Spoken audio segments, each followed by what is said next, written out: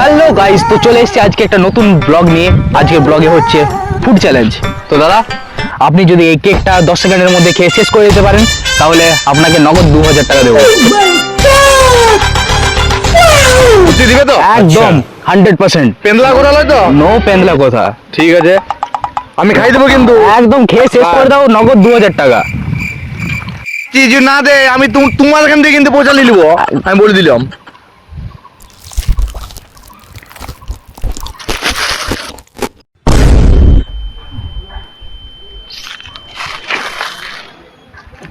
Phone pen দিয়েছে, কোথায় তো টাকা, এই তো টাকা পয়সা আছে। শালা কি খাপাক।